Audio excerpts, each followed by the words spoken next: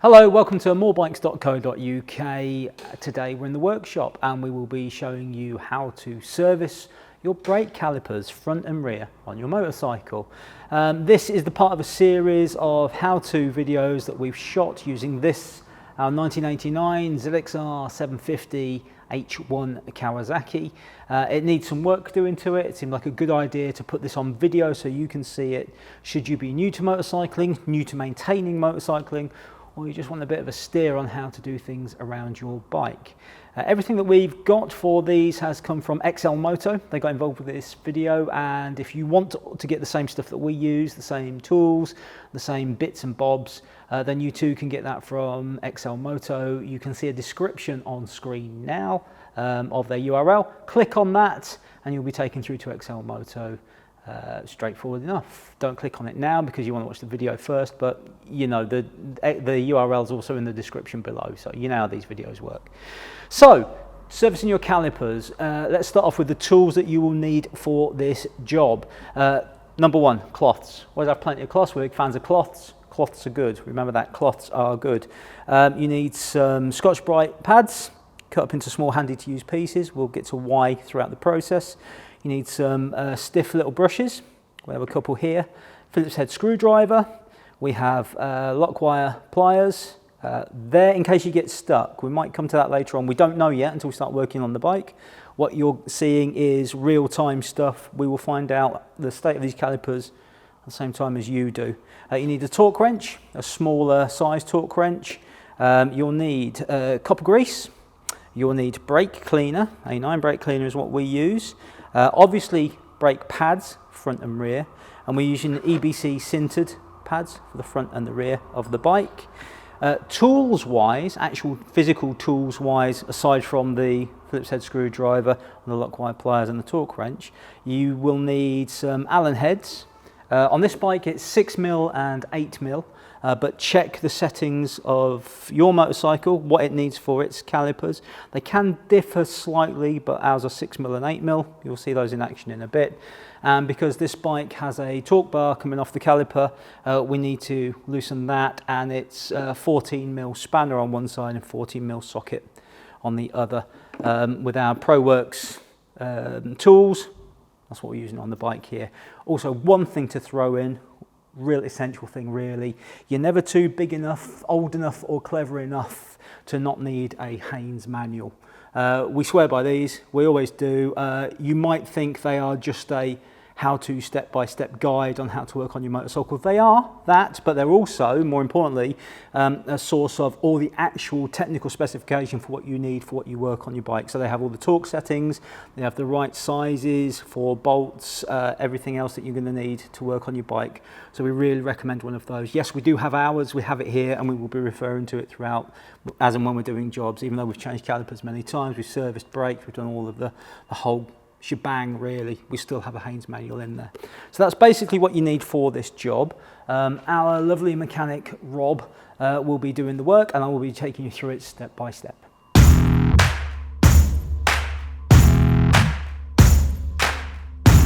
So here we go then, time to get on with sorting the calipers out on this motorcycle. This is our mechanic, Rob Bean, from Mean Bean Motorcycles. Rob is a mechanic we use on a lot of our motorcycles. Trust him implicitly. This is where you get all embarrassed, Rob. But we do trust Rob. I trust Rob with all of the bikes that I ride, and this is no different. So Rob's going to show us the correct way to go through things. If you want to speak to Rob directly or get in touch with him or whatever, then his contact details for Mean Bean Motorcycles is in the bottom of the description of this video. So Rob, first things first, get the calipers off. We're going to let Rob do it, and then we'll be cutting in and out and explaining stuff as we go. So the floor's yours, Rob.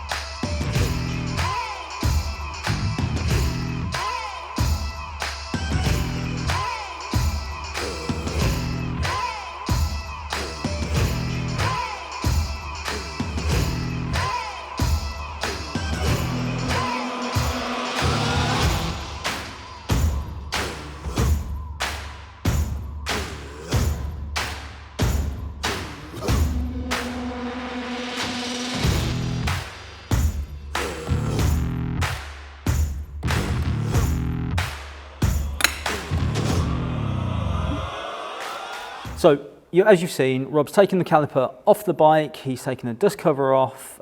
Those little screws that are in the top, they can get seized, which is why Rob likes to use the lock wire pliers to free those up. And then the pin comes out, little circlip comes out, and then the pin comes out. It's not a circlip, Rob, is it? It's an R-clip. Little R-clip comes out, and then the pin comes out. And at that point, you get to look at the pads themselves.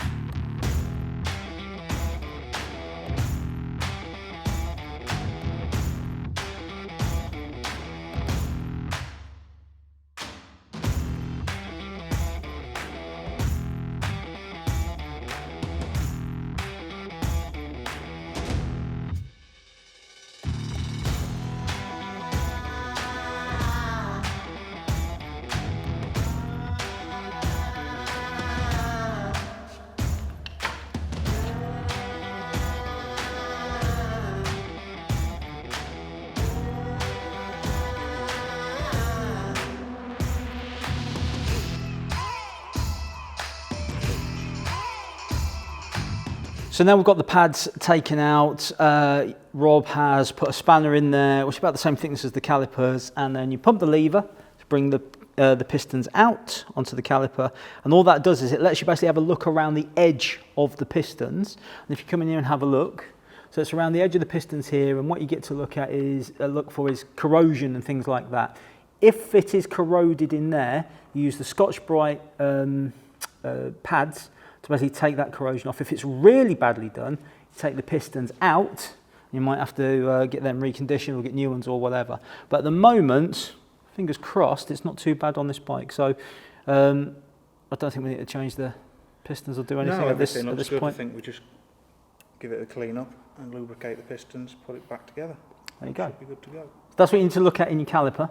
Rob will put it back together now, put the new pads in, and that's basically how to do your caliper. But we'll show you every step going through. We're not going to leave you hanging.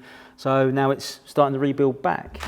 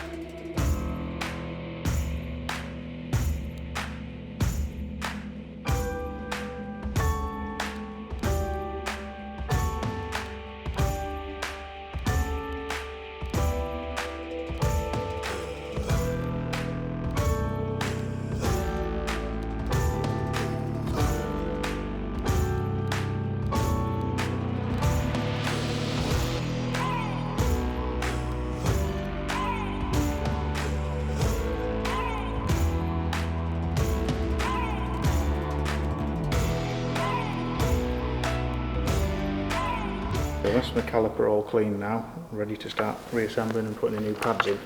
Okay, now one thing you may have noticed is that Rob doesn't put the caliper down. That's because it's good practice not to, Rob? Yeah, I think when you don't really want to be leaving calipers or anything with hydraulic hoses just left dangling, so that's why I tend to keep the calipers in my hand and not put them down. If I do need to, I'll probably put a tie wrap through the loop to its mounting point. Yeah. And it can just be left securely there and there's no tension left in the hoses then. Yeah, absolutely.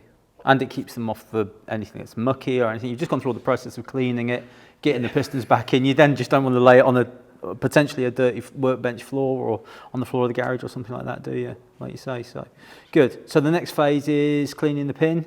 Yeah, we're going to clean the pin up.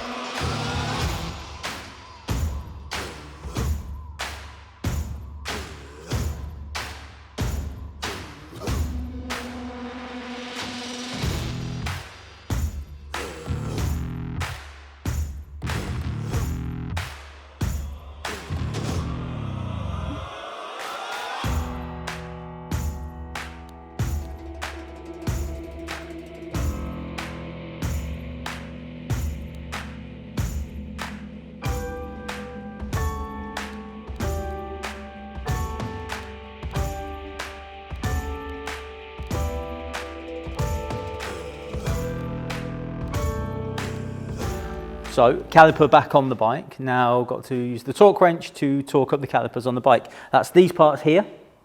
And Rob is referring to the Haynes manual. For it is so that here you will find all the torque settings for the torque wrench to torque the caliper back onto the bike.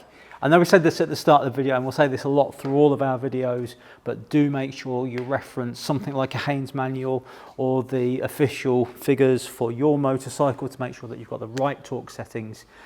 Really quite an essential part of motorcycle maintenance, and it's worth getting a decent torque wrench as well. It really is. You know, you need two really. You need a lower value one, and then you need sort of the middle-sized one. But any tool shop will be able to help you out. You will find the torque settings in the Haynes manual for your motorcycles. Refer to them, because then when you torque them back up, which Rob is about to do, you'll know you've got them absolutely spot on for your bike.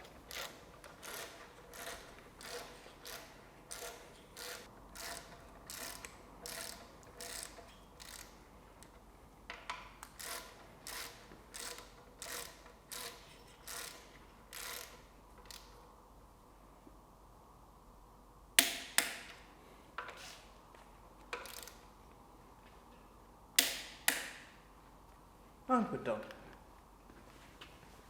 That's the caliper. Off the bike, serviced, cleaned, re-greased, new pads, back on the bike, torqued back up. Rob cleaned all the parts with either a bit of Scotch-Brite or brake cleaner. You saw him do all of that. Put the grease on, work the pistons back. Just an interesting point, just to reiterate that when Rob pushes, he greases the pistons, pushes them back in. Might need a little bit of mechanical assistance to help you like that with the spanner. When you push it back in, it seals it in. That's the idea. And then clean the caliper again. Don't clean the caliper with the pistons out, otherwise you get the dirt going in. I know I sound like I know what I'm doing, but that's just what Rob's told me as he was doing this. I'm sure I've done it the other way around in the past, which is not good. But make sure you do it the right way. So push the pistons back in and then clean all the excess dirt and anything else off the caliper at that point. So the pistons are in there, they're all sealed, they've got the grease on, no dirt can penetrate. Then you clean the rest of the caliper. All right, so that's the caliper off. New brake pads in. One thing to say if you're going to do this is check how to bed your brake pads in. Sinter brake pads, non-sinter brake pads, they are slightly different in the way that you do that. Refer to the manufacturer of the brake pads. They will give you explicit instructions on how to bed the brake pads in. It really helps. Don't listen to your mate down the pub who says you don't need to do it. You really do. You need to do it through the correct procedure as well. So refer to the manufacturer and they will be able to tell you exactly how to do it. They usually have instructions on their websites, and if not, contact them directly and they're more than happy to tell you how to get the best out of the brake pads for your motorcycle. All right, so that's that side caliper done. Now we're going to do the other side caliper, because remember what we said about if you're going to do calipers, you've got to do them both, do them in the same day, do one side, get it complete, and then do the other side complete. We'll do that. That'll be a quick edit on this video now. Then we'll go to the back caliper and you can see how to do that. Okay, so you've seen the front caliper being serviced on the ZXR 750H1. Now we're going to turn our attention to the rear caliper of the bike. Essentially, it's exactly the same process as the front caliper, but we are still going to show you it. What Rob's doing right here, you might be able to see, is he's just loosening off the torque bar. This is on the Kawasaki here. It comes off the brake and it's just for the forces of torque under braking traveling up the chassis. Now, if your bike doesn't have this, don't worry about it. It's just something that some motorcycles do. First thing you have to do is loosen it off. Then you can loosen off the caliper. Caliper can come out, remove the pin. You can get the pads out, and then it's the same process as you saw with the front calipers. What we don't want to do is just basically say to you, there you go, it's exactly the same as you saw at the front, and just leave it like that. We're going to still show you this process. So if you're doing your rear caliper on your motorcycle, you can follow this through as well.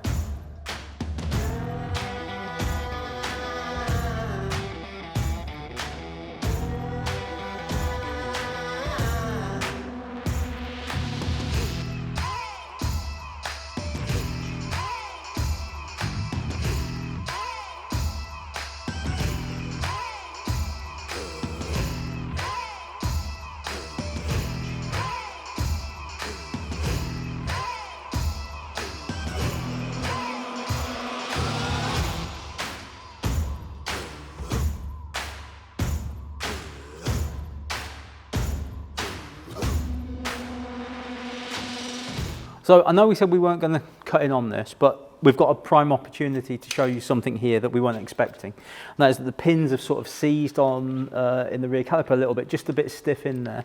So Rob's using his lock wire pliers, his lock wire tool, to just work the pins out. The rear caliper can be prone to a bit more corrosion than the front because of its situation. It's sited underneath on the wheel, so it gets a lot of road crap basically thrown over it. And the pins can just seize in there very slightly. So you've seen Rob use a little bit of WD-40 and now he's using the lock wire pliers, and he's just going to use that to get a good grip on the pin and work it backwards and forwards and hopefully get that out. But the rear caliper a little bit more tricky to work on this bike than the front calipers. So we just thought we'd take this opportunity to come in and point this out just so that you can see what happens when things don't go as smoothly as they did with our front calipers. Also, it's worth noting that our pistons in this do have quite a bit more gunk build up on them. But again, that's down to largely the position of it, the position of the caliper on the bike. But so this is Rob now working the pins. How you going, buddy? It's done. There you go. There you go. So the pin is now out. So luckily, it's come out without having to split the caliper in half, just with a bit of patience and persistence. Elbow grease and lock wire pliers. And a lock wire. Good tip to use them. If you've got them, use them, because they are good grippers and you can work things out. I want a set of very worn rear pads. And okay, I haven't seen these, so let's yeah. So you see, I don't know if you can see here, but you see that edge there? There should be considerably more pad between the top and the backing plate than you've got there. So these are the brake pads that have just come straight out the bike. I have not seen these before, Rob's not seen these before, and that is really quite badly worn. So a very good reason to service your calipers, change your pads at the same time. Somebody's certainly got value for money out of those ones. You can't ride for much more on that.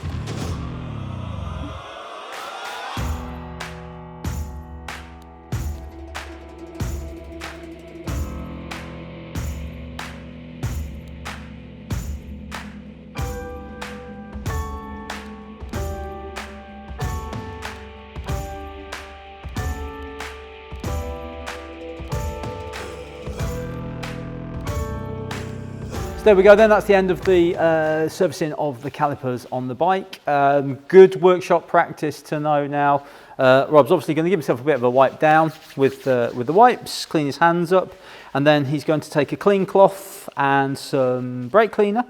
He's going to spray the brake cleaner on the clean cloth, and then he's going to go around all the brake discs, and he's just going to make sure that there's nothing left on there on the brake discs. Not that anything got on there, but it's always better to be safe than sorry.